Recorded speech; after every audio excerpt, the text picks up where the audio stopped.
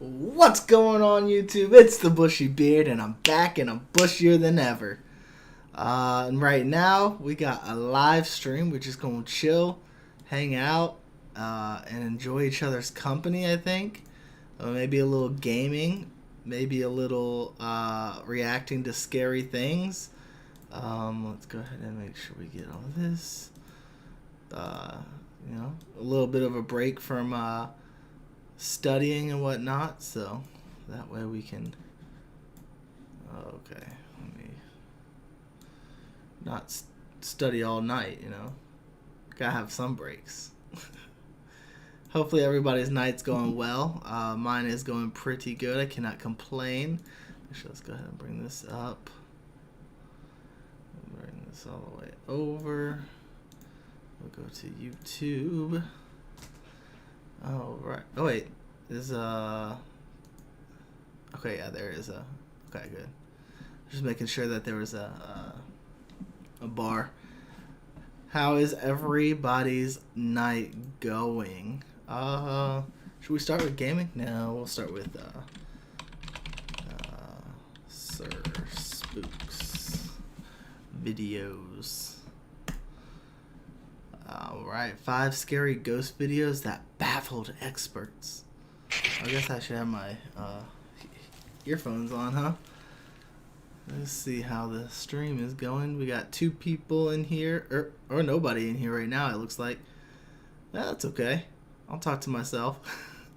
I'm good at that, Do it all the time. Let's go ahead and, I guess, jump into the...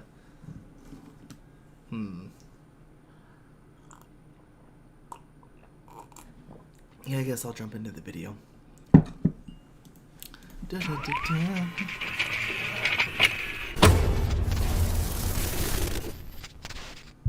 Hello everyone. Oh, everybody, the house is coming along great. Warning, the stream bitrate is lower than recommended bitrate.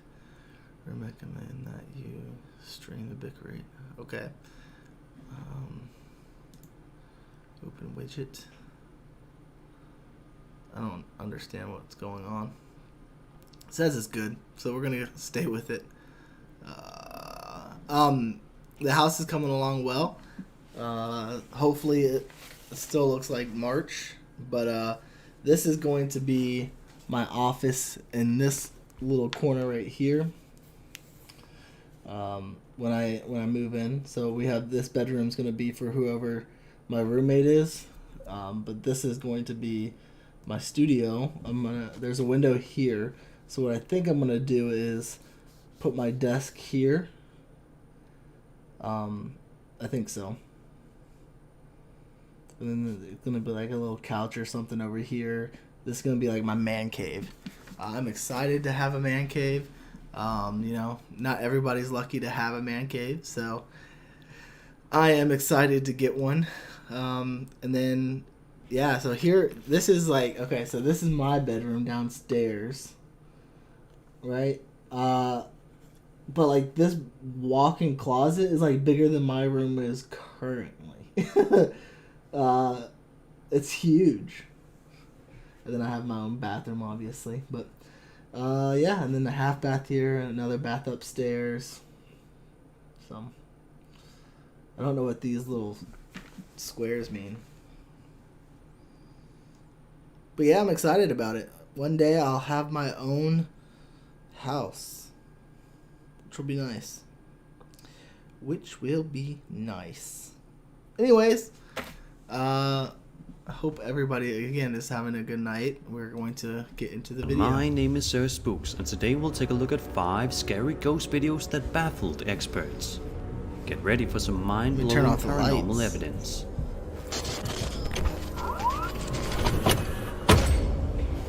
The RMS Queen. Make sure I'm still in the shot. I am. Alright. Still not a whole lot of viewers, but that's okay. Back to it. Mary is a retired British ocean liner that set sail on the North Atlantic Ocean from the years 1936 to 1967. It was a ship that was used in the Second World War and thus has had many people die while on it. And just because the ship may be very, very old, doesn't mean the spirits of those that passed on it are not there. A YouTube video published by the channel American Paranormal Research Association on February 12th. Okay, we're just gonna say this. Because they have an expert sounding name doesn't make them experts. 2020 showcases the RMS Queen Mary docked and abandoned with nobody on it besides 2 investigators as well as a security guard. Take a look at this chilling video and see if you notice anything out of the ordinary. Okay. Oh yeah. You see it? Right there. In the doorway there looks like a lady or something sitting there looking out at you.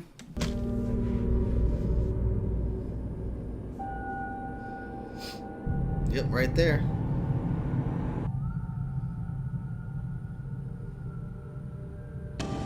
That's pretty creepy.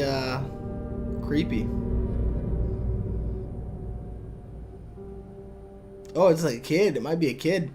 I don't What up, know about Fez? you, but if I were Not really doing a video request, but if you have a request for a scary video, I'm sure I could check it out. paranormal investigator and I noticed this, I would want to flee the scene immediately. This video is 10 years old, but unfortunately, no concrete answers ever came from it. Although it does certainly look like a ghostly girl or woman peering out at the camera before darting back It really out does of look view. weird. It's no wonder why this video is baffling to many. It could be something in post though. They could have edited it in. Just Ghost. The folks Dot. over at the Just Go Again, they got 35 subscribers. I don't know if they're necessarily experts. Ghost.com YouTube channel published a video on July 30th, 2009, which sees them investigating an undisclosed location in Albany, Georgia. One of the investigators is a member of Ghost Hunters of Scientific Theory, and it's this member that seems to capture something unsettling on camera. Take a look at this video and pay close attention. Alright, don't blink. Okay. I see something, but... Okay.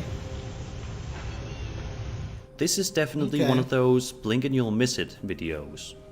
Did you see it? Yeah. If you didn't, take a close look Kinda right looks like here it comes and you out of should be nowhere. able to see what appears to be 2 full-body apparitions. I only saw One of them seems to be carrying some sort of object draped across its back, which is definitely quite interesting. I still only see one. Because this video was filmed such a long time ago and because we don't have an exact location as to where this particular footage was filmed, it is quite difficult to clearly analyze. Could just be smoke. One thing is for sure though, this is definitely not a video that you would want to watch late at night. Well, I mean, maybe. One Entity Paranormal Investigators Worldwide is a YouTube channel that specializes in uploading videos relating to paranormal investigations, as the title suggests. Their channel has plenty of videos on it, but perhaps the most chilling has to be one that sees the crew venturing to the Erie Drakelow tunnels in Kidderminster, United Kingdom. It's interesting just how little views they have, you know? I would have think that something like this would have a whole lot more views just because of the nature of it, but I don't video, know. we can see the channel owners doing some sort of Ouija board-esque ritual that seems to be going fairly smoothly for quite a long time. However, as you can probably expect, that doesn't stay that way for too long. No. See what happens when these people continue to attempt making contact with a spirit that may be in the area. If you're the same spirit as before, the man, come forward and shake that table, because Michaela's waiting for you.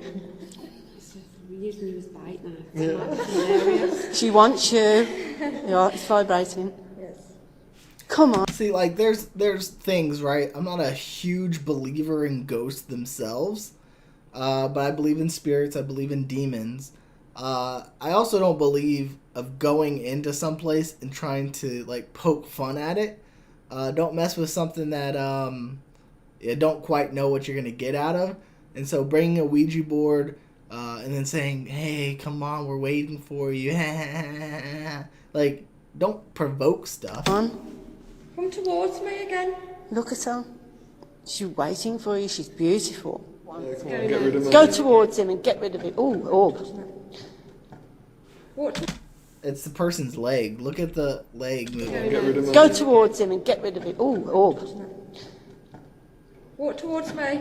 If you need Like to the take person on the yes side looks like they're moving it with their leg. one finger off at a time, just to like. Go for it. Go for it. one Come on. fingers. Go on. Are we going for Ben, is he? Or is he going for Michaela? Sorry for that. Here we go. Come on. You can do better It's just oddly placed to where you don't see her legs. than that. Come on. Show us your power. Show us. Go on. Go for Okay, it. now you see. Okay, now you see her legs. Maybe, I don't know. Come on. You But now you don't see everybody else. You know. can do it. You can do it. Go to Michaela. Go on. Go on. Go for it. Lift the table up. Oh, dear. Up. Okay. Come on. This is amazing. Come on. Just try and keep one finger on it at least at a time, Yeah. so that. Well, turn your the fingers energy's over as well. Go for it. Come on. Walk. Walk. Come on. Can you go on one leg like you did before? Go on one leg. Can you go on one leg? Come on. You can do it. This is such a weird thing. I don't think it's fake. I think this is demons that they're messing with. I don't think it's ghosts. I don't think it's spirits. I think it's demons that they're messing with here. And I personally would not do that. I have a little bit more common sense than that, I guess. But maybe I'm just me, right? I don't know. Let me know. It's in the same place. Go on. Go on one leg. You can do this. That's it. We're going round. Can you stand on two legs? Can you? Oh, all right. Okay. I'm not on. I'm not on. I'm not on. That's perfect. Hang on. Well done. Can you carry Do on? anything. Don't stop you. there. Thank you. Thank you. Don't stop. Put your fingers back on. Okay. Go for it. For a very long time, the table can be seen shaking around rather violently while the uploaders continue to talk to the spirit. Amazingly though, these people don't sound scared in the slightest bit, but honestly rather amused by the whole situation. It's remarkable how they were able to put on brave faces and do their best to make contact with the spirit, and by the looks of it, they certainly did. Demon, not spirit.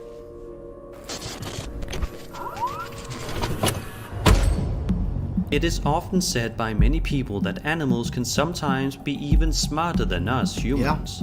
Whether it's a dog or a cat, sometimes these animals can sense something is amiss when we cannot. This video uploaded to YouTube by the channel Happy Fox Productions is a good example of this happening. The uploader states that the following clip was recorded when his mom and him were on vacation together, but they had to leave their pet cats at home for the trip. Okay. They did hire a house sitter to come by every once in a while to check up on the cats, as well as the house. After the uploader and his mother returned home, they decided to check the security camera footage and were appalled when they saw this.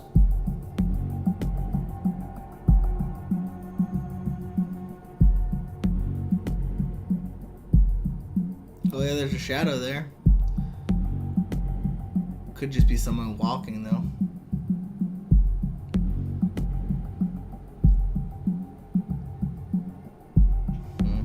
Look over by the doorway there. See the shadow coming in. And sure, Fez, I'll check it out. Let me know what it is.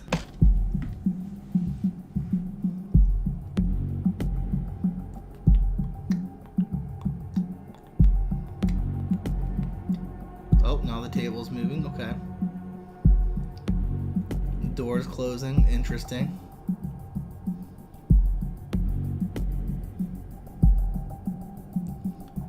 Okay. After this, But the the camera uploader said turned. that after the camera panned over, it stayed that way until they returned home from the trip. Why did the camera When they turn? returned home, Both of their cats tried to dart out the front door as soon as they got back, but obviously still concerned, the channel owner decided to tinker Okay, I'll check it out after this video, Fez. with the brightness of the footage. This is what he found.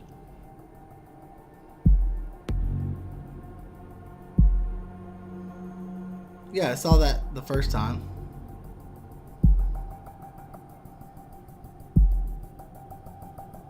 After reviewing the footage, it seems apparent that there was some sort of shadow figure moving around the house, and it clearly caught the attention of both cats.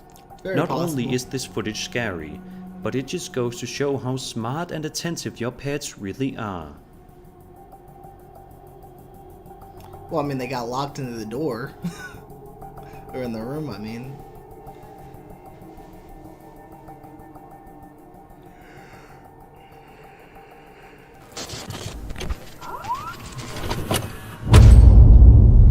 Motor City Ghost Hunters are a group of paranormal investigators who run their own YouTube channel where they upload their various findings after exploring many creepy and supposedly haunted locations. What up, Adrian?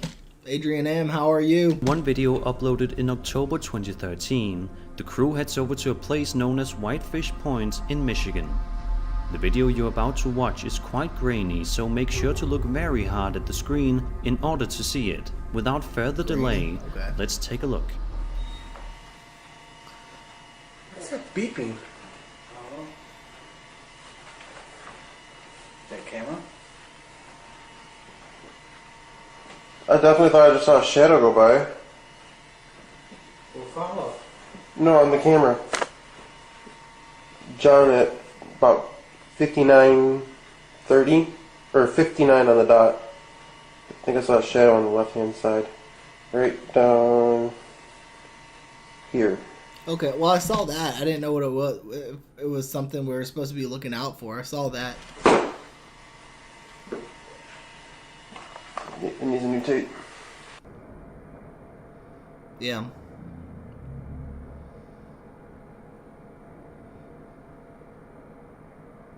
No idea.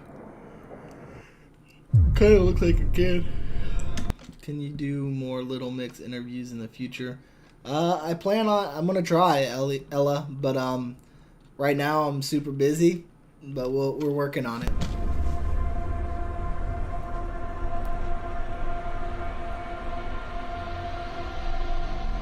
It doesn't take too long at all. We're not gonna listen to him speak about it all day. So we'll go to the missing Dennis Martin. Okay. I like. Is it this one?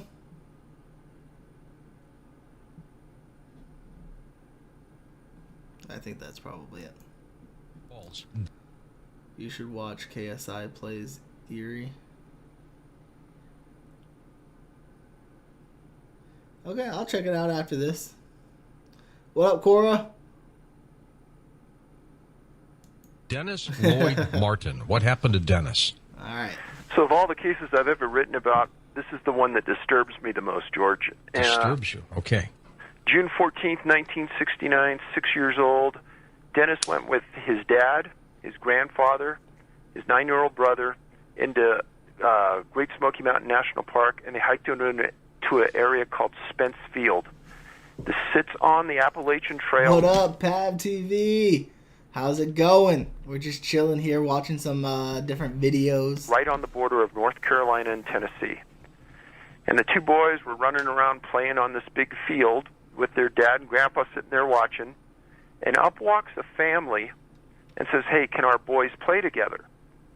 And you're not going to read about this anywhere, and it won't make any sense to you now, as it made no sense to me. But the family reaches down to shake hands with Mr. Martin, and they say, "Oh yeah, our last name's the Martins too." What would be those odds, George? Pretty high, I would think, but possible. So they said, "Yeah, could the kids run around and play together?" And they said, "Sure." Both families are sitting down on the grass. Boys are running around. They start playing a game of hide and seek. Mr. Martin is one of the sharpest men you'll ever meet, and he sees his son run behind a bush right on the edge of the field, right where the wilderness starts, and everyone's playing hide and seek, and he's watching. And everybody comes out after the end of the game, and his son doesn't come out. He walks over to the bush. His son isn't there, and he takes off on a dead run down the Appalachian Trail for 2 miles. He doesn't find him. He comes back, and he tells his dad to go down and get more rangers because they need help. And they go down. This happened at about 4 o'clock in the afternoon. By the time rangers got there, it was about 5. And by 8:30, it was raining like cats and dogs. Now, as the boys were playing this game of hide and seek, 2,000 feet below them, in an area in Cades Cove called Rowans, R-O-W-A-N-S Creek, a family asks a ranger where they can go to see some bear. The ranger tells them to go up Rowans Creek about a mile and a half, and they should see some wildlife. This family, their last name is K-E-Y. It's the Key family, and it's Key for a reason. The family walked up the valley, and they report hearing an enormous, sickening scream, louder than they could ever imagine. At about the same time, their son says to the dad, "Look at Dad, there's a bear running in the bushes up there on the hill." The dad says, "No, son, I don't think that's a bear." They thought it was a man hiding behind the trees and the bushes. Okay, so this is it's an interesting kind of thing, right? So the kids go missing. I've heard a lot of stories about this kind of like thing in the Smokies and in just different woods area. It's interesting how they can just like disappear like that, you know? I don't know. For me, I sometimes find these kind of stories hard to believe, but it does sound like Blair Witch for sure. But who knows? Hiding from them. Now, this is simultaneous or just after Dennis disappeared, maybe an hour after. Now, obviously, the Key family didn't know anything about that Dennis had disappeared the hour previously or 2 hours previously, but what they were seeing was odd. But they didn't think much about it other than it was really weird. Right. So they go home, and the next day on the front page of the Knoxville Times is a picture of Dennis Martin and this disappearance. And Mr. Key says, well, the time frame and the distance could make some sense. So he read in the paper that the FBI had an agent monitoring the case. So he calls the FBI and he says, hey, I'll meet you at the park. I'll show you exactly where I saw what I saw. And the agent tells him, no, myself and a National Park Service ranger will meet you outside the park at a different location, which makes no sense. No. Until you understand that the Park Service and the FBI had an agreement with Mr. Martin. In 2 months, the man never left the park. He wanted to know about everything that was happening with the search for detail. Yeah. every detail. You know, for me, that screams guilty. It could also scream a dad losing his son, which is very possible. But it kind of screams guilty. I don't know if it... Again, I don't know a whole lot about the case, just from what I'm hearing now, but somebody who's that into the investigation and making sure it gets done correctly might be the one that's guilty. And he had an agreement that he was going to get told that. 3 days after the FBI and the Park Service meet with the Key family, a reporter for the Knoxville Times hears about it third hand from a law enforcement source and confronts the FBI, and they admit that they went to interview this person, and they admit to what they were said. So the press reporter tracks down the Key family and gets the interview, and then tells Mr. Martin, well, he goes livid. Why are you hiding this from me? And the FBI agent says, because it's irrelevant. The time frames don't matter, and it's That is true. impossible. Pab TV, that's Well, true. standing next to Mr. Martin at the time was one of the trackers for the Park Service, a guy named Dwight McCarter, who ended up being the head tracker for the Park Service when he retired. In an interview that we got about this story, Dwight said he knew the FBI was lying when they said it. He said, I know the area in the woods like the back of my hand. We could walk that in an hour and a half, and We could do this. So he and Mr. Martin the next day walked the path from where his son disappeared to where the people made this sighting. Okay. And they prove it could be done. So as this is going on, and Well, they prove that 2 adult men could do it. See, that's the thing, is that a lot of times when you think, well, it proves that it can be done. Yeah, it proves it could be done by 2 adult men at that exact moment that you do it, but you have to take in consideration about the time it was done originally, the conditions, especially for anything within the forest, because it takes it's hard to go through any kind of thick brush and things like that. I think one time I was out in Japan with my unit, and we literally walked probably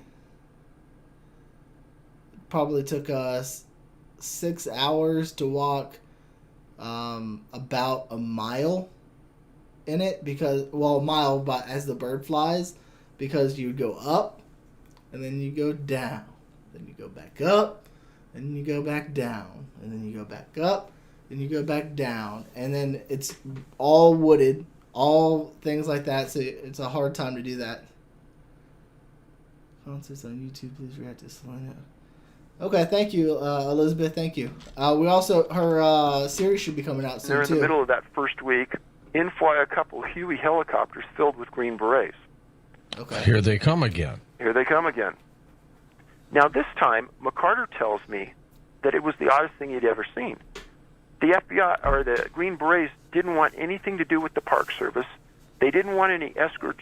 That's not unusual. I mean, the Army Rangers think that they're the best, so they don't need park rangers. Escorts through the park who knew the park and knew the area that wanted to be searched.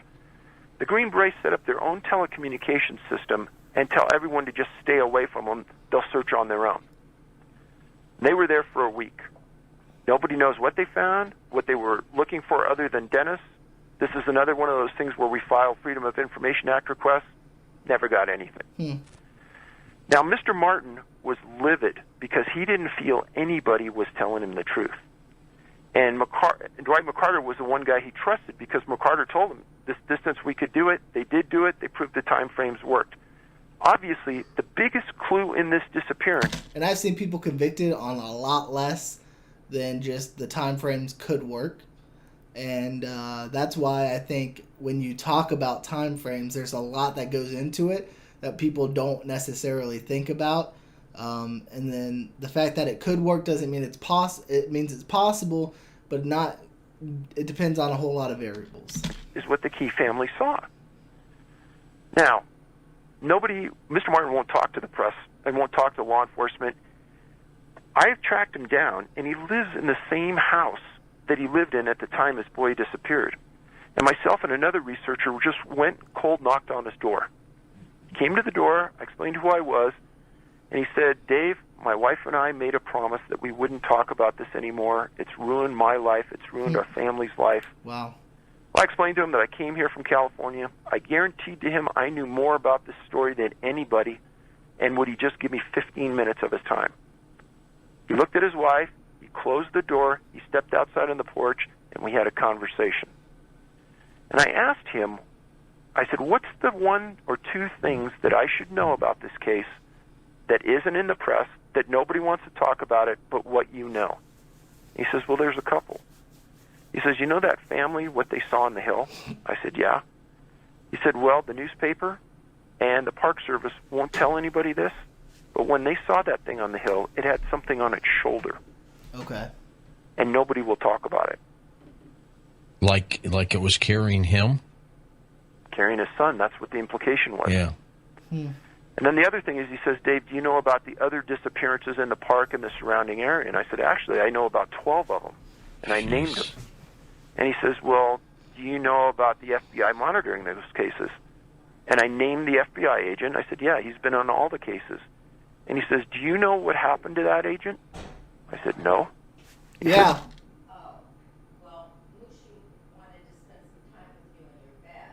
Okay. I'll be in there in a bit. No, I'm in live streaming. Oh, never mind. You can come in here. Yeah, you can come in here. Come on, Moosh. Sorry, y'all. My puppy's coming to visit. Mushu. Hey, that buddy. he committed suicide. Oh, Now, I never put that in the book until I validated it from another FBI agent in Tennessee, and it's true. what would have pushed him to that? The $1 million question. Now, we went up and we interviewed Dwight McCarter. And I asked Dwight, I said, so with everything you know about Dennis Martin, what do you think happened? He says, I think he got abducted. And I said, well, how come the Park Service won't talk about it? He says, that's the $1 million question. Now, when Then we hear that word abducted, David, So they're thinking that the Park Service abducted him, or maybe somebody within the Park Service. it's got several possibilities. What was he talking about? He thought something forcefully took Dennis Martin off that hill. But he's not sure what that something was. Well, now there's the interesting part of the story. Before I get there, though, when I did a Freedom of Information Act for this report, it was huge. And I went through it 6 times. And in that report, there is nothing written by the National Park Service ranger that accompanied the FBI agent to interview the Key family. There is nothing in that file about the Key family sighting. Nothing. Now, what McCarter told me is that I said, well, how could the Key family, their son, misinterpret a man for a bear? That's a hard misinterpretation. It's a big misinterpretation. So I guess maybe ghillie suit, which is what snipers wear, kind of make themselves look like they're part of the brush. So maybe they're blaming it on the Army Rangers now. I don't know. Told me that there are a series of wild men, meaning Wild people men, okay. like you and me who live off the grid that wear animal pelts up there in the woods. And the Park Service can't control it. And he said at the time, about a year or two before Dennis disappeared, a Park Service ranger was attacked by one of these people and nearly killed because the person that attacked the ranger was armed, but at the time, the National Park Service enforcement rangers were not armed. So his feeling was that one of these wild people that lived up there took Dennis, but he goes, it's just conjecture, but I do still think he was abducted. So let's Now- get, So if he was abducted by somebody who lives up there, possibility he's still alive. Why not draw? I mean, this was obviously in 2014. I don't know things that confirmed it since then. We got drones and stuff. Fly drones. go ahead. Well, one more thing I want to say about this is Sure. that when this book came out, this was the cornerstone case, and it was all backed with fact. Because I had the news articles, I had the reports, I had everything laid out to a key, and I had Dwight McCarter's testimony. So we held a press conference in Knoxville, and we got every major news organization, ABC, NBC, CBS, and Fox to come. And they asked every question under the sun. And we had displays, we laid it That's out from the perfectly. 60s. It was just about the Dennis disappearance. And do you know, all of them left except one news agency, and this one reporter said, Dave, I got to tell you, this will never make the air. I go, why is that? He goes, it just won't ever make it. The park means too much to this local community. And what it means is it means $800 million a year to the local area around the city of Knoxville and the Jeez. surrounding region. And do you know, George, nothing about this ever made the press. It's the greatest kept secret out there, I bet. It is. Interesting. That was pretty good. I like those kind of things. I watch a lot of listen to a lot of the podcast about that kind of stuff, about people going missing and stuff like that. I think those are super interesting. Like, let's see, Up and Vanished. Up and Vanished is a really good one. I haven't really been following Not Guilty. I don't remember the Not Guilty. Okay. But yeah, Up and Vanish is super good if you ever get a chance to listen to the first season. That's all I think I've really heard is the first season. But it's really, really good. If I'm correct, it's about the disappearance of what was her name? Georgia. Tara Grinstead, I think. T-E-R. Grinstead.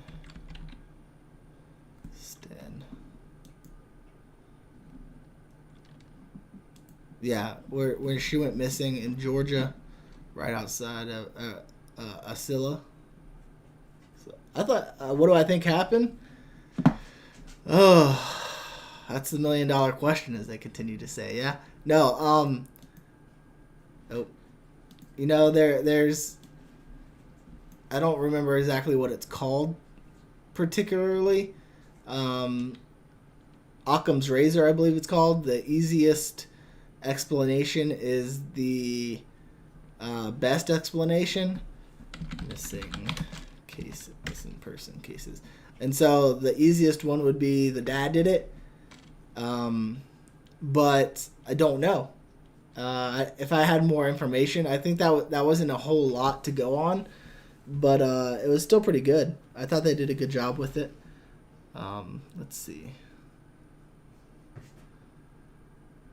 So, all these are solved. Okay, interesting.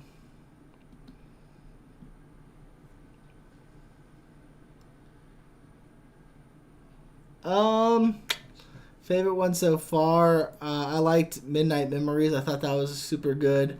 I also really liked their first one. You know, I thought their first one was still pretty good. Obviously, it's more bubblegum pop, but I think it was still pretty good.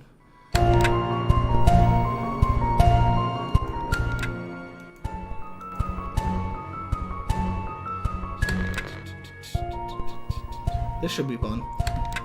5 disappearances that were solved in 2020.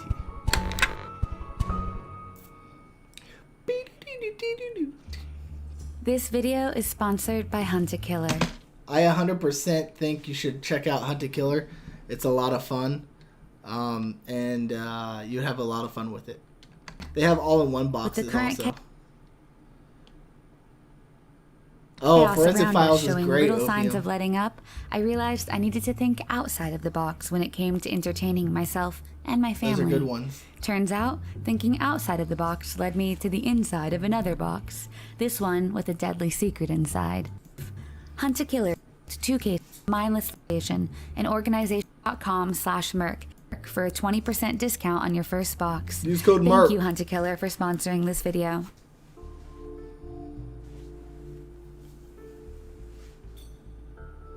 Denise Flum. Denise Flum was an 18-year-old girl living with her parents, Judy and David, and her younger sister, Jenny, in Connorsville, Indiana.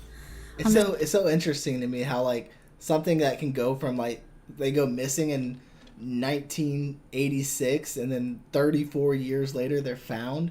That's incredible. Yeah, no, I agree, Opium.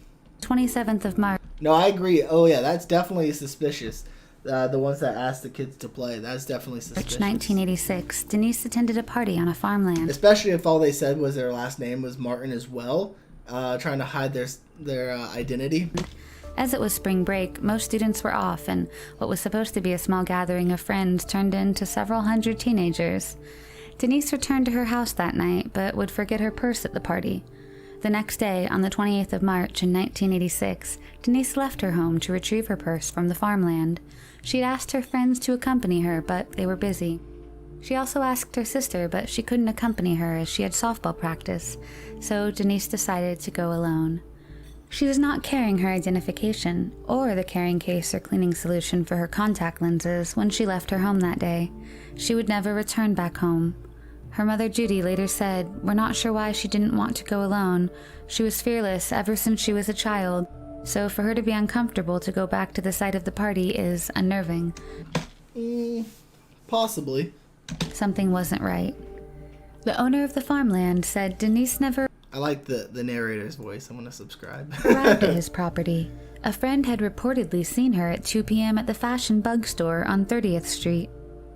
Later that day, a distant cousin of Denise's, who had gone to school with her, returned her purse to Judy. Okay. When Denise did not arrive back home by that evening, her parents reported her missing. The following day, Denise's cream-colored 1981 Buick Regal was found by a farmer alongside Tower Road, a rural gravel road east of Glenwood, Indiana. He stated that the car had been there since between 12:30 p.m. and 1:15 p.m. the day she went missing. He said he didn't report it to police earlier as he thought the car belonged to mushroom hunters. The area where her car was found was in a rural area across the county from where Denise lived and about 3 miles away from the farmland. Her family stated that they could not think of any reason that she would have gone to that area. There was no indication that a struggle had taken place at the scene.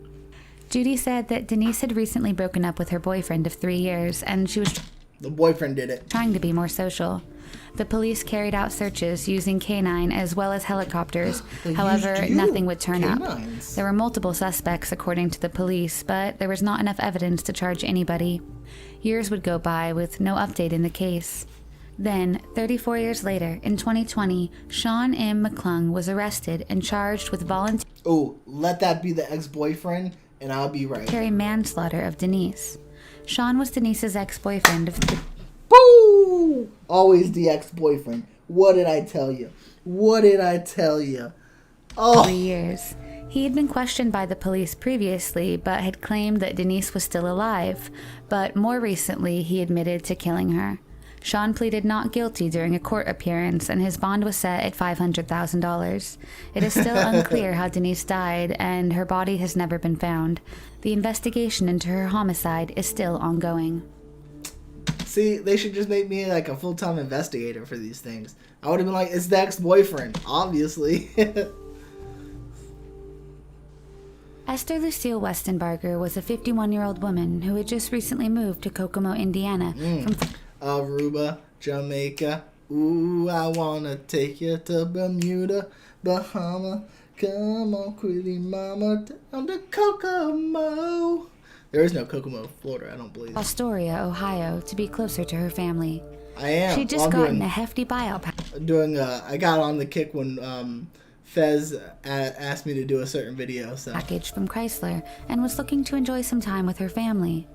On November 12, 2009, she went out with some new friends at Hosier's Bar. She parked her gold 2005 Cadillac CTS, bearing Ohio personalized registration plate Ms. Esther, at the bar. She then walked to Miller's Tavern in the area. At around 1:30 a.m., she left the bar and walked on foot towards her car. This was the last time she would ever be seen. The next day, Esther had planned a surprise party for her mother, who was turning 73 on November. Give me a second, y'all. I'm gonna let my dog out and get some water. I'll be right back.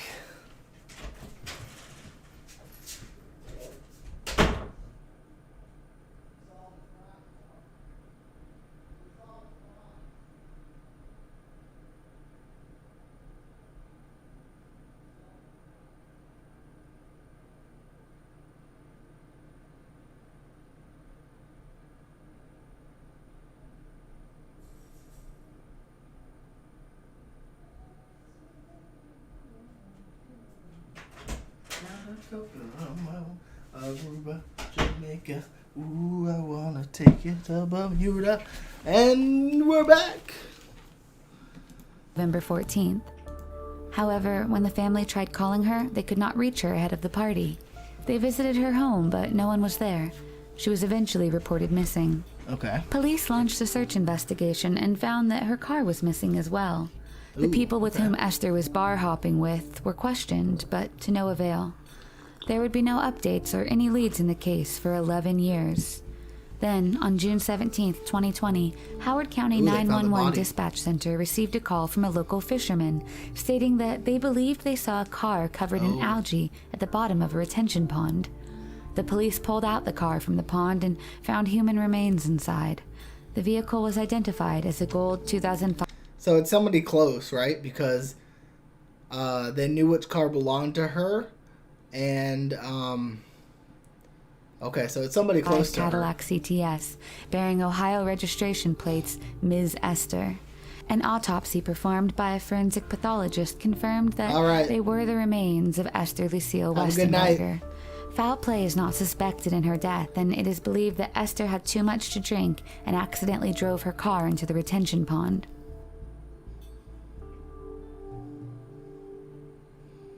Blanca Oh, wait. So no one killed her? Esther had too much to drink.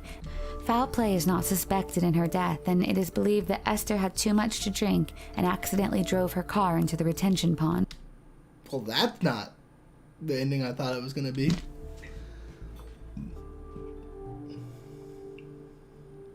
Blanca Otero Alvarez was born in Quitilipi, Argentina in 1952.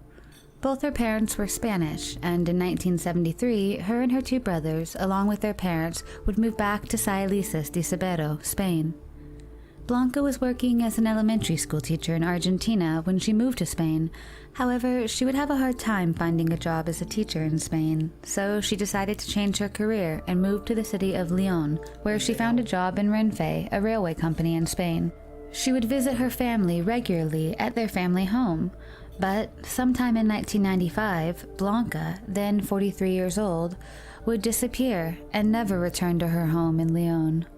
When her family didn't hear from her for a few days, they decided to visit her home in Leon. When they arrived at her apartment, they couldn't find her.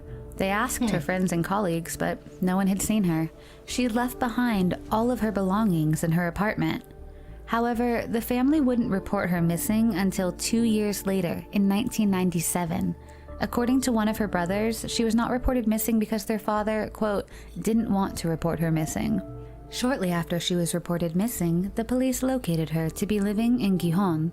However, Blanca did not want to contact her family, and as she was an adult, the police could not force her to get in touch with her family. Oh my goodness. So the family thinks that she's disappeared when she's found somewhere, but doesn't let them know that she was found. And so, oh my goodness. Her mother and the two brothers decided to visit her in Gijón. They found out where she was living, but when they arrived at her apartment, she was already gone. The family would not hear from her for the next 8 years. Then, in 2005, Blanca would send a letter to her family with a current photo of herself. Interesting. In the letter, she said that she was fine and asked for her father to forgive her for leaving. She also wrote that someday she would get in touch with her brothers. Her father would pass away a year later in 2006. Her family hoped that she would get in touch with them soon, but years would pass and they would hear nothing from her, leading them to believe that she may have died. In 2013, one of the brothers found a police sketch of an unidentified middle-aged dead woman found on Camelo Beach, Santander. The unidentified woman was known as La Dama di Camelo and was found in 2001. The family believed the woman to be Blanca. But they got a letter in 2005.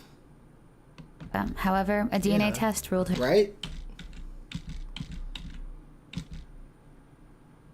See? Got in touch in 2005, yeah. So it couldn't have been her. Sorry. Sketch of an unidentified middle-aged dead woman found on Camelo Beach, Santander. The unidentified woman was...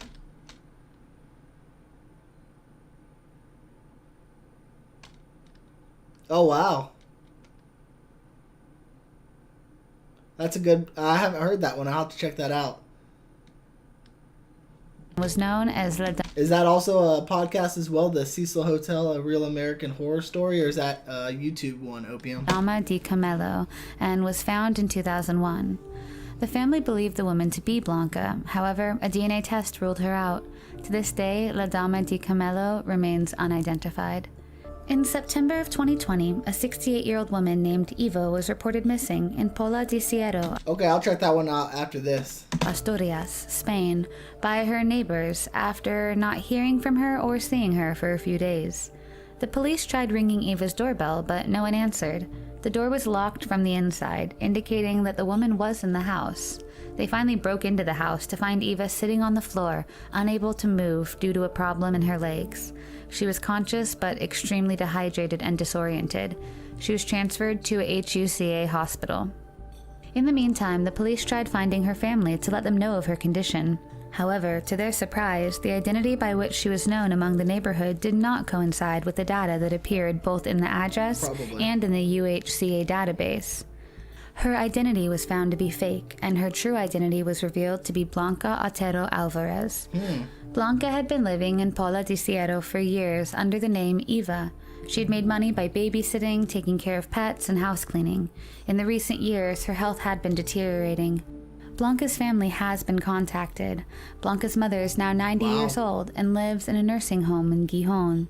No information was given on why she initially disappeared or the motivations behind her eluding the grasp of her family for You know, sometimes you just want to move away. so many years. So some people do.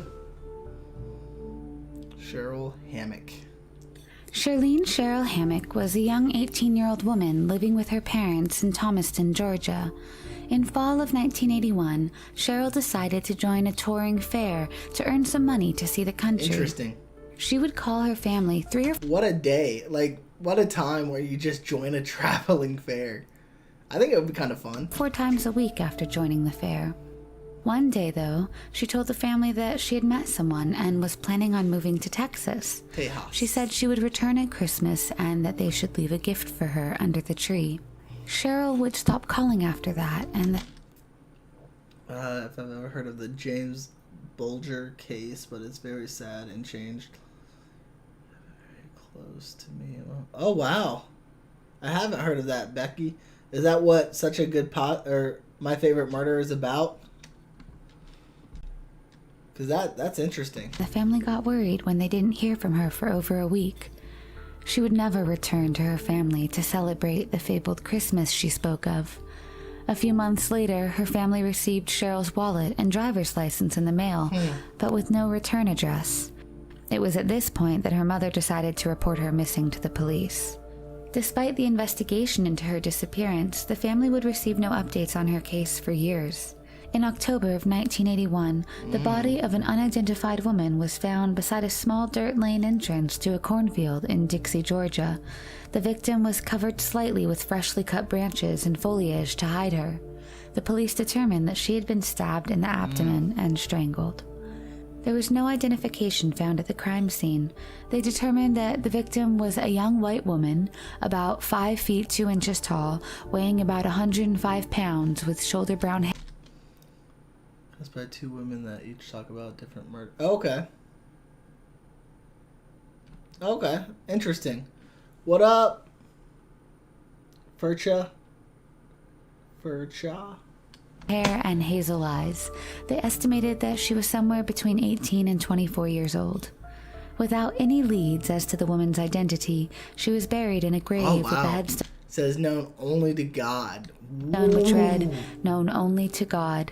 She also had a forensic sketch, which the police drew during the investigation, carved into the slab. Soon, a witness told the police that a motorhome with Alabama license plates had been seen near the crime scene. Police found the motorhome and arrested a man named George Newsom. The motorhome was later found to be stolen from another state. Texas. Police searched the motorhome and found a rope that they believed matched the one which was used to strangle the young lady. They also found the knife that was used to murder her. Initially, George refused to cooperate with investigators and said he had nothing to do with the murder. About a week after his arrest, George escaped from the Brooks County Jail and remained a fugitive for 2 years. He was finally caught on January 13th, 1983. Upon his recapture, he confessed to her murder but did not disclose her identity. George said that he had met the woman at a That's where I live. traveling fair in Holy Tallahassee, cow. Florida. He said that he had argued with her about another man and killed her in Quitman. He pled guilty and was sentenced to life in prison. He died on August 10th, 1998 from natural causes, but he never disclosed the young woman's identity. The case went cold for 3 decades. The police tried everything to try and identify the woman, but to no avail. DNA. Then, on Halloween in 2018, 37 years after her murder, the police received a tip from a woman named Kayla Bishop that the unidentified woman resembled her childhood friend, known to her as Cheryl Hammock. She told them that Cheryl had gone missing in 1981 after traveling with a fair. Kayla had seen this guy. Thank you so much, Furcha, for the $1. I do appreciate it so much. Thank you, thank you, thank you, thank you. On Facebook and had contacted the police. Following the tip, the police contacted Cheryl's surviving family members, her mother and her sisters. The circumstances surrounding Cheryl's disappearance provided by the family members were consistent with their investigation. The victim's body was exhumed and an extensive DNA test was done for over 1.5 years against the samples provided by Cheryl's family members. On January 9th, 2020, the unidentified woman was finally confirmed to be Shirlene Cheryl Hammett. Interesting. The case was finally solved after 37 years, and her family could finally get some closure. Billy Fiegner was just 22 years old when he went missing. Born in Brooklyn, Billy had been getting into serious trouble living there. In 1984, his parents decided to send him to a horse ranch in California, owned by a former neighbor, in hopes of separating him from bad influences. He lived and worked there for some time, but in late 1984 and 1985, he seemingly disappeared, and the family never got to find out what happened to him. On October 27, 1985, a father and son were walking on a ranch in Parker County in the Dallas-Fort Worth area, hoping to find a place to potentially build a new home, when they stumbled upon skeletonized remains. They immediately notified the police. The remains had been buried in a shallow grave which was partially covered by foliage and had been dug up by animals. The victim was believed to be between the ages of 15 and 20. He had been shot to death, and his clothes, including a pair of gas blue jeans and a Union Bay white fleece jacket, had been strewn across the area. Although clothes were present at the scene, police were unable to find any identification. Sheriff's deputies began checking missing persons reports, but couldn't find anyone matching the description. The victim was given the name of John Parker Doe. Years would go by, and the case grew cold. Over the years, authorities tried everything from facial reconstruction, DNA phenotyping, and genealogical testing to try and identify the young victim. In 2018, DNA was extracted and sent to Parabon Nanolabs to determine the victim's characteristics, which were previously unknown. Through DNA phenotyping, John Parker Doe was finally given a face. He had fair skin, brown or hazel eyes, brown or black hair, 0 or few freckles, and was of European ancestry. This disputed their earlier assumptions that the victim was of mixed race. With the new information, a more accurate 3D facial reconstruction was made, but it still did not generate any leads. Cece Moore from Parabon Nano... It's so interesting to me how much technology has changed these days that you can actually do something like that. Absolutely insane. Labs uploaded the victim's DNA to GED Match, and over the next 18 months, hundreds of hours were spent to try and find any relative of John Parker Doe. Soon, they found a potential first and second cousin. However, the cousins were found to be adopted and did not know their biological family. The genealogists then tried to find biological parents of the adoptees to be able to find some lead for John Parker Doe eventually. They were able to find a possible birth father of one of the adoptees, but they couldn't confirm it through DNA as the man was already deceased. Fortunately, one of the man's biological sons agreed to take a DNA test, and it was uploaded to GED Match. In a breakthrough, it was found that he was the first cousin to John Parker Doe. Cece Moore then built a family tree and searched for a male between the ages of 15 and 20 that had gone missing. She found one name in the New York Birth Index that seemed like it could be a match. No records were available for him after he entered his early 20s. What up? Stop crying, Mello. How's it going? His name was Billy Fiegner. Authorities soon tracked down Billy's parents, who were living in Florida. The family provided a DNA sample, and a DNA test confirmed that the victim indeed was Billy Fiegner. Wow. Hurricane Sandy had destroyed all... Thank you so much. Same here. Stop crying, Mello. That's all we can do is hope to send love and good vibes to people, you know? That's all we can do. The photos from when Billy lived in Brooklyn. I really do appreciate it. But his family was able to provide a photo from grade school.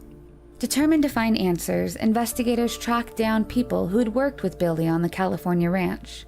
It was found that while working at the ranch, Billy met a man named Forrest Ethington, who lived in the Dallas area. Forrest convinced Billy to join him and travel to Texas, where they would perform several robberies. The pair pulled some heists together in Texas, and then Billy decided to fly solo. However, Billy got caught and was set to go to court for the robbery. This worried Forrest because Billy might turn on him and reveal his robberies as well. Forrest then told a witness that he was going to try to kill Billy to silence him. Forrest then went to a remote part of the Texas ranch and shot Billy once in the back of the head. Oof. The detectives were all set to charge Forrest for Billy's murder. However, in January of 2020, detectives found out that Forrest was already dead. Jeez. After Billy's death, while performing a heist at a coin shop in Pontego, Texas, one of the members of the crew that Watching 5 disappearances that were solved in 2020. So this is the 5th one. Forrest had organized killed the owner of the shop. The FBI caught Forrest after he tried to sell the coins at a coin show. Forrest served 5 years in jail for the crime before appealing in 1991.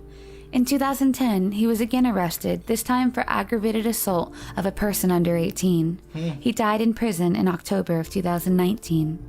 Billy's disappearance and his murder was finally solved after 35 years, and although his family did not get the justice they so wanted, they got the closure they deserved. Yeah, no, that's insanity. Oh, all right, let's see here. We got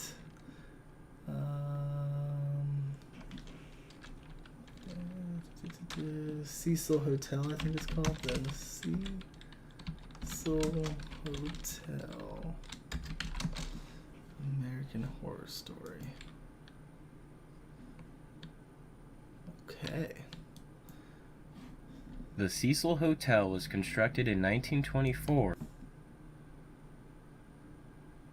No, I get that, you know. In America, you know, guns aren't necessarily as big as or in America they're not as bad, like looked down or obscure as they are in Britain, and so we kind of grew up around guns and things like that. So, but I understand. I have a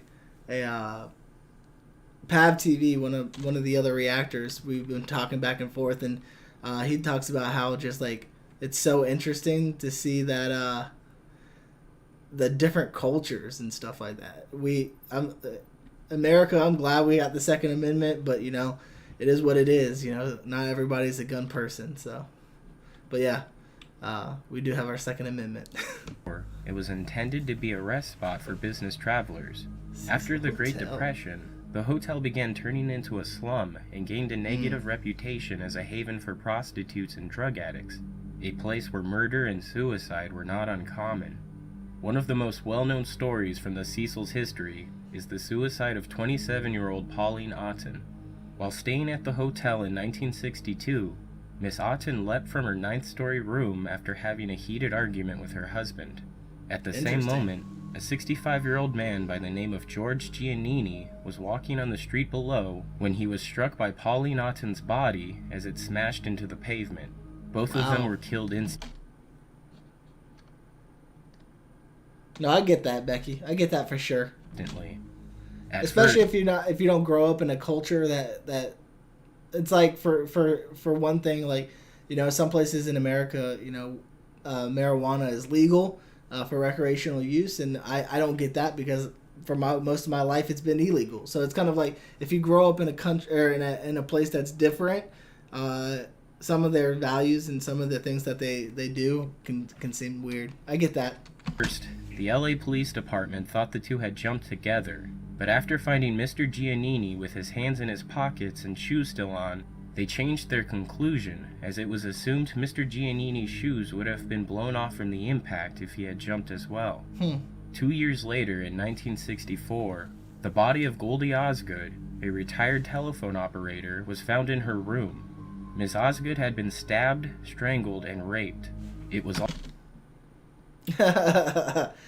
Oh yeah, I've been growing this for about a year, probably about a year and a half maybe. But it takes a little bit. But you'll get there. Just keep trying. You know, just keep trying. Thank you. I appreciate it. And it does look like a place of death. It looks like one of those haunted hotels for sure. Also discovered that she had been robbed. She was a well-respected resident at the hotel who became known as the Pigeon Woman because she was often spotted feeding pigeons at a nearby park. Miss Osgood's body was found next to the LA Dodgers baseball cap she always wore in a bag of bird feed. Her murder remains unsolved. There are many disturbing stories and people lurking in the hotel's past. In the early 1930s, a truck driver was pinned against the hotel and crushed to death by a large truck. Years later, a resident of the Cecil was killed in a shootout at a nearby bar by the bartender who was his childhood best friend. It's also rumored that Elizabeth Short, aka the Black Dahlia, was last seen enjoying a drink at the hotel's bar shortly before she was found mutilated and murdered. Probably the most infamous guest to stay at the hotel was Richard Ramirez, the Night Stalker. Ramirez was a serial killer and self-proclaimed Satanist that would break into homes and shoot, stab, beat, or rape his victims before robbing them.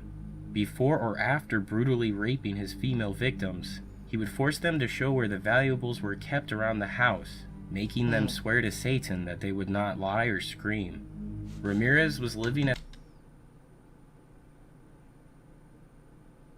Okay, I'll check those Cecil out too. Hotel, as his heinous killing spree terrorized the Los Angeles County area from April 1984 to August 1985.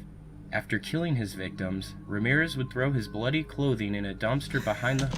Trust me, I don't have the strongest hair genes, you know? It's like all my hair that was from up here. Maybe if I stop growing my beard, my hair will grow back up here. You know? Maybe it'll happen. hotel and then enter through a back entrance undetected while in his underwear or completely naked. Another serial killer by the name of Jack Unterweger stayed at the Cecil Hotel in 1991. In his youth, Unterweger was in and out of prison for crimes mostly involving sexual assault. In 1974, he murdered an 18-year-old German girl by the name of Margaret Schaefer by strangling her with her own bra.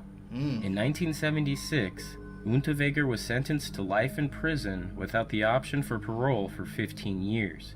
While in prison, Unterweger wrote poems, short stories, plays, and an autobiography that was adapted into a motion picture. His writings led to a large amount of people demanding a pardon for the killer, but the president at the time would not allow it until the minimum 15-year requirement was met. On May 23, 1990, Jack Unterweger was released from prison. After his release, his autobiography was taught in schools, and his stories for children were... I do appreciate the compliment. I love my beard. It gets hot down here in the summer though, so it's kind of hard to keep it growing during the summer. But you know, sometimes you gotta make a sacrifice. Performed on the radio. He also hosted many television shows talking about criminal rehabilitation and became a journalist for a well-known Austrian television and radio network that had him reporting on stories related to the murder he was convicted of. While Unterweger was becoming a minor celebrity, police claim he murdered 7 prostitutes in that same year he was released from prison. In 1991, Unterweger was hired by an Austrian magazine to write about crimes in Los Angeles, California, and the differences between US and European attitudes towards prostitution. During his visit to LA, he stayed at the Cecil Hotel and used his position as a journalist to find 3 new victims. Unterweger met with local police for information, and even went as far as going on a ride-along with them to areas well known for prostitutes. He would later return to the areas and murder his victims by beating them, sexually assaulting them with tree branches, and strangling them with their own brassieres. Police soon had enough evidence to convict the killer, and after a chase that spanned 3 different countries, police apprehended Jack Unterweger. On June 29, 1994, Unterweger was sentenced to life in prison without possibility of parole. Good. He hung himself in his prison cell later that same day with shoelaces and the tie string from his pants. In February of 2013, Canadian student Elisa Lam went missing while staying at...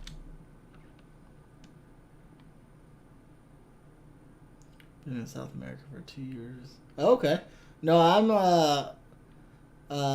in Tallahassee, so I'm North Florida. The Cecil Hotel, and began one of the most puzzling mysteries to ever take place. After missing a routine call home, her parents grew worried and reported Lam missing when they could not get a hold of her. Hotel staff recalled seeing her, and she was scheduled to check out that same day, but Lamb's parents insisted that she would not leave for Santa Cruz without I haven't actually heard this case, so the fact that a lot of people have kind of got me interested here. calling them first. A few days later, police searched the hotel Oh yeah, you from Tallahassee? with dogs as well as they could without probable cause that a crime was committed, but no sign of where Lamb could be was found. On February 14, 2013, police released surveillance footage of her last known sighting. The footage was taken on February 1st from an elevator camera and shows Lamb acting very strangely as she struggles to get the elevator working. 5 days later, Lamb's body was discovered in one of the hotel's water tanks on the roof after 2 weeks of guests complaining about low water pressure and foul-smelling black water coming from the faucets. After the discovery of the 21-year-old Canadian student's body, theories began running wild and ranged from her being the victim of a serial killer to being possessed by a ghost or demon. Interesting. The elevator footage from the hotel shows Lamb entering the elevator and pushing multiple buttons before clutching It almost looks like she's trying to hide, doesn't it? the wall of the elevator as if she were afraid or hiding from someone or something. Although no other person appears in the 4-minute clip released by the Los Angeles Police Department, Yeah, and then like when she first looked out and she looked really quickly, it kind of looks like she's looking for Lamb appears somebody to or be something. checking the hallways outside the elevator as if someone had been following her. Her erratic movements caused some to believe she was under the effects of something, but the toxicology report showed no signs of alcohol or drug use except for prescription medications Lamb She's definitely moving weird. used for her bipolar disorder. Paranormal theories arose after the case was compared to the movie Dark Water, a film where a mother and daughter are haunted by the ghost of a little girl that drowned in a water tank on the roof of their apartment complex. The film features scenes of black water pouring from faucets and dripping from the ceiling. It even has a scene with a malfunctioning elevator. The movie and the events leading up to Lamb's death were so eerily similar that some thought her demise was from the hands of a serial killer using the plot of Dark Water to plan his victim's murder. However, Lamb's death was determined by the coroner to be an accidental drowning with bipolar disorder as a significant factor, and the malfunctioning elevator door may be due to Lamb hitting the hold door button as she was seen hitting multiple Yeah, but hold door wouldn't hold it for that long. You had to hold down the hold door button for it to stay open. buttons more than once.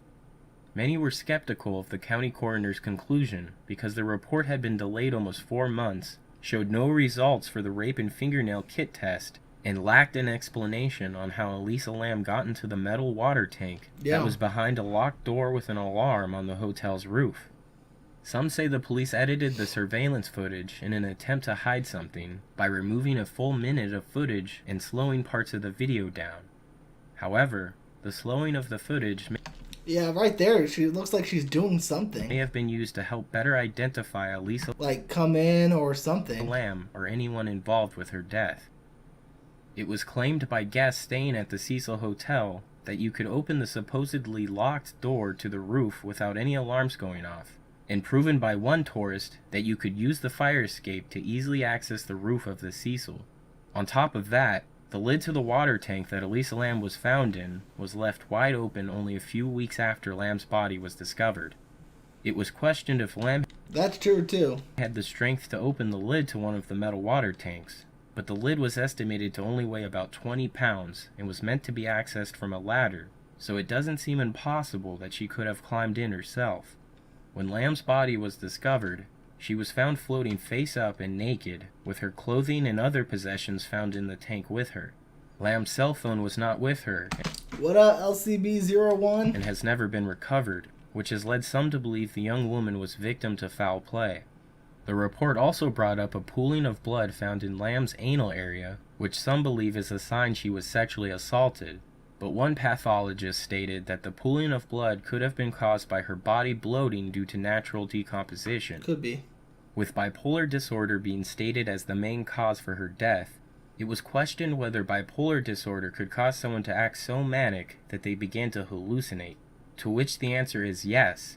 Bipolar disorder can cause manic episodes that lead to victims experiencing psychosis, a mental disorder that can cause people to completely lose touch with I get that. reality. I get that. In the elevator surveillance footage, some would describe Lamb's erratic movements as psychomotor agitation, a symptom found in people suffering a manic bipolar episode. Symptoms include pacing around a room, wringing one's hands, uncontrolled tongue movement, pulling off clothing and putting it back on, and other similar actions. Hallucinations caused by manic episodes are said to almost always cause high anxiety or fear in the sufferer. It was revealed in the autopsy reports that an antipsychotic medication Lam was taking was not found in her system. This may very well be proof that Lam's strange death was due to a manic bipolar episode. In 2011, the Cecil Hotel was renamed the Stay on Main Hotel. In 2015, a man was found dead on the sidewalk in front of the building. It's unknown whether the man jumped on his own or was pushed. Yeah, no, I agree. It was in a pattern. The name may have changed. She went up, side, back, I think. But the Cecil's dark reputation still appears to be looming over the Skid Row Hotel in downtown Los Angeles. That's weird.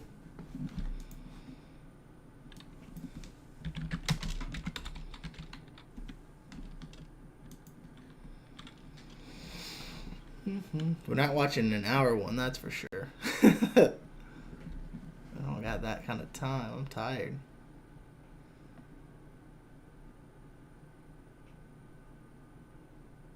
There you go. Stop crying. There you go.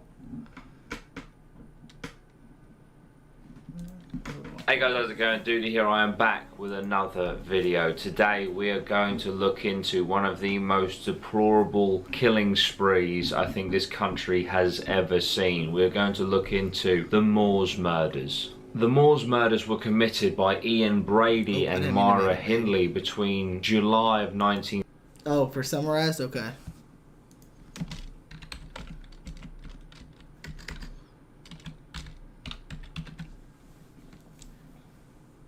Ah, here we go. This one should be good. In the 1960s, Ian Brady and his girlfriend, Myra Hindley, sexually abused and murdered young children and teens, then buried their bodies along Saddleworth Moor in what became known as the Moors Murders. Interesting. Ian Brady was born on January the 2nd, 1938, in Glasgow, Scotland. His mother, Peggy Stewart, a 28-year-old single mother who worked as a waitress. His father's identity is unknown, as Peggy was unable to afford... Let's not use that kind of word, though. Stop crying, Mello. Brady was placed in the care of Mary and John Sloan when he was 4 months old. Peggy also continued to visit her son until he was 12, although she did not tell him she was his mother. Brady was a troublesome child and prone to throwing angry tantrums. The Sloans had 4 other children, and despite their efforts to make Brady feel he was a part of their family, he remained distant and was unable to engage with others. You're good, you're good. Early on, despite his disciplinary problems, Brady demonstrated an above-average intelligence. They always At do. age 12, he was accepted to Shawlands Academy in Glasgow, which was a secondary school for above-average students. The academy offered Brady an environment where, despite his background, he could blend in with a multicultural student population. Brady was also smart, although his laziness got the best of him when it came to academic success. He continued to keep distance from his peers and the normal activities of his age. Thank you for your The only service. subject Also, that stop seemed to crying. I captivate his appreciate it. interest was World War II. He became fascinated by the human atrocities that took place in Nazi Germany. By age 15, Brady had been to juvenile court twice for burglary. He was also forced to leave Shawlands Academy and began working at a Govan shipyard. Within a year, he was arrested again for a series of small crimes, including threatening his girlfriend with a knife. To avoid being sent to a reform school, the court agreed to place Brady on probation, but with the condition that he was to go and live with his birth mother. At the time, Peggy Stewart and her new husband, Patrick Brady, lived in Manchester. Brady moved in with the couple and took his stepfather's name in an effort to solidify the feeling of being part of the family unit. Patrick worked as a fruit merchant and helped Brady find a job at the Smithfield Market. But for Brady, it was his chance to start a new life, but it did not last long. Brady remained a loner. His interest in sadism intensified by reading books on torture and sadomasochism. Within a year, he was arrested again for theft and sentenced to 2 years in a reformatory. No longer interested in making a legitimate living, he used the time of his incarceration to educate himself about crime. Okay. Brady was released from the reformatory in November 1957, and he moved back to his mother's home in Manchester. He had various labour-intensive jobs, all which he hated. Deciding he needed a desk job, he taught himself bookkeeping with training manuals he obtained from the public library. At age 20, he got an entry-level bookkeeping job at Millwoods Merchandising in Gorton. Brady was a reliable, yet a fairly unremarkable employee. Other than being known to having a bad temper, not much office chatter was spilled in his direction, with one exception. One of the secretaries, 20-year-old Myra Hindley, had a deep crush on him and tried various ways to get his attention. He responded to her much like he did with everyone around him, uninterested, detached, and I know, right? Must have been something big. somewhat superior. After a year of being a relentless flirt, Myra finally got Brady to notice her and asked her out on a date. From that point on, the two were inseparable. Myra Hindley was raised in an impoverished home with abusive parents. Her father was ex-military, also an alcoholic, and tough when it came to discipline. He believed in an eye for an eye, and at an early age taught Hindley how to fight. But to win her father's approval, which she desperately wanted, she would physically confront the male bullies at school, often leaving them bruised and with swollen eyes. But as Hindley got older, she seemed to break the mold, and she gained a reputation as being a somewhat shy and reserved young woman. At age 16, she began taking instructions for a formal reception into the Catholic Church and had her first communion in 1958. Friends and neighbours also described Hindley as being reliable, good and trustworthy. It took just one date for Brady and Hindley to realise that they were soulmates. In the relationship, Brady took the role of the teacher and Hindley was a loyal student. Together, they would read Mein Kampf and De Chardin. They spent hours watching Mein Kampf. Not a great book to read.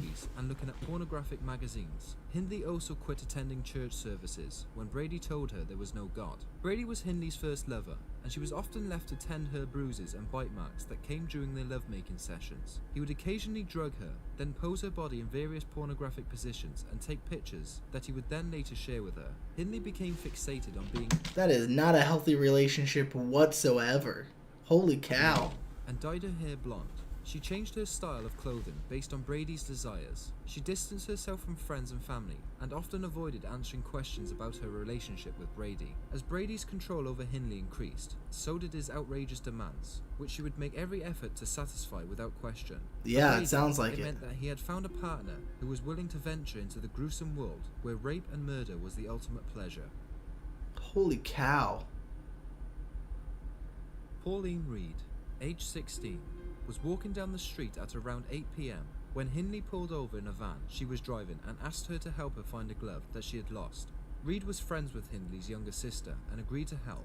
According to Hindley, she drove to the Saddleworth Moor and Brady met the two shortly afterwards. He took Reed onto the moor where he beat and raped and murdered her by slashing her throat, and then together they buried the body. According to Brady, Hindley participated in the sexual assault. John Kilbride, age 12, was at a market in Ashton-under-Lyne, Lancashire, where he accepted a ride home from Brady and Hindley. They took him to the moor where Brady raped, then strangled the boy to death. Keith Bennett, age 12, was walking to his grandmother's house when Hindley approached him and asked him for his help loading boxes into a car. If I caught these people, we're going back to the old days. We're gonna go into the public square. We're all gonna gather around and we're all gonna watch them get hung, because what they're doing to these kids is absolutely unacceptable. And where Brady was also waiting, they offered to drive the boy to his grandmother's house, but instead they took him to Saddleworth Moor, where Brady led him into a gully, then raped, beat and strangled him to death, then buried him. Leslie Ann Downey, age 10, was celebrating Boxing Day at the fairgrounds when Hindley and Brady approached her and asked her to help them load packages into their car and put them into the house. Once inside the house, the couple undressed and gagged the child, forced her to pose for pictures, then raped and strangled her to death. The following day, they buried her body on the moors. Edward Evans, age 17, was lured from Manchester Central to Hindley and Brady's home with the promise of relaxation and wine. Brady had seen Evans before in a gay bar, where he had chilled looking for victims. Introducing Hindley as his sister, the three drove to Hindley's and Brady's home, which would ultimately become the scene of where Evans would suffer a horrific death. In the early morning hours of October the 7th, 1965, David Smith, armed with a kitchen knife, walked to a public phone and called the police station to report a murder that he'd witnessed earlier in the evening. He told the officer on duty that he was in Hindley and Brady's home when he saw Brady attack a young man with an axe, repeatedly striking him while the man screamed in agony. Shocked and frightened that he would become their next victim, Smith helped the couple clean up the blood, then wrapped the victim in the sheet and placed it upstairs in the bedroom. No, I get what you're saying. Stop crying, Mello. I get what you're saying. He promised to return the next evening to help them dispose of the body. Holy cow. Within hours of the Smiths' call, the police searched the Brady's home and found Evans's body. Under interrogation, Brady insisted that he and Evans got into a fight and that he and Smith murdered Evans and that Hindley was they just look off. involved. They Brady look was like they're about arrested to kill for the murder, somebody. And Hindley was arrested 4 days later as an accessory to murder. Brady was charged with murdering Edward Evans, John Kilbride, and Leslie Ann Downey. Hindley was charged with murdering Edward Evans and Leslie Ann Downey and harboring Brady after she knew he had killed John Kilbride. Both Brady... Oh, wow. That's insane. ...and Hindley pleaded... Bye, Nikki. David Smith was the prosecutor's #1 witness until it was discovered that he had entered into an agreement with a newspaper for the exclusive rights to his story if the couple was found guilty. Prior to the trial, the newspaper had paid for the Smiths to go on a trip to France and provided them with a weekly income. They also... You gotta be kidding me. These people are on trial for doing these things to kids, and newspapers are paying them to take a vacation? also paid Smith to stay in a 5-star hotel during the trial. Smith finally disclosed the news of the world as the newspaper. On the witness stand, Brady admitted to hitting Evans with an axe, but not doing it with the intention of murdering him. After listening to the tape recorded of Leslie Ann Downey and clearly hearing the voices of Brady and Hindley in the background, Hindley admitted that she was brusque and cruel in her treatment of the child because she was afraid that someone might hear her screams. As to the other crimes committed on the child, Hindley claimed to be in the other room or looking out of the window.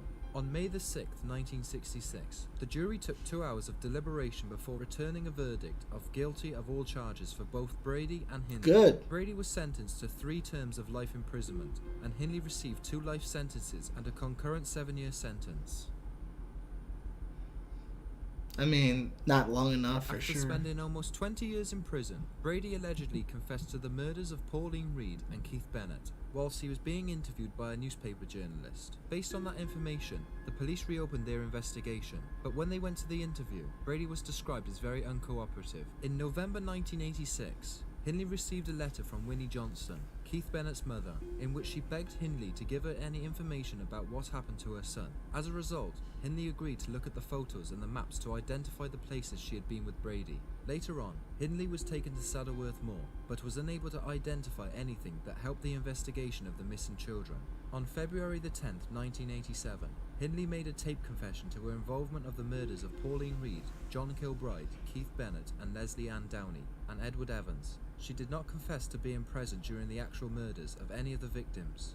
When Brady was told of Hindley's confession, he did not believe it, but once he was given Oh, dang. That's insane. Stop crying. details that only he and Hindley knew, he knew that she had confessed. He also agreed to confess, but with a condition that could not be Yeah, I met. think I'm gonna go to bed after this one. Way to kill himself after confessing. Hindley again It's late. visited the moor in March 1987, and although she was able to confirm the area that was being searched was on target, she could not identify the exact location of where the children were buried. On July the 1st, 1987, Pauline Reed's body was found and buried in a shallow grave, close to where Brady had buried Leslie Ann Downey. 2 days later, Brady was taken to the moor, but claimed that the landscape had changed too much and he was unable to help in the search of Keith Bennett's body. The following month, the search was called off. I'll add it to the list, Perry. Here, let me write it down.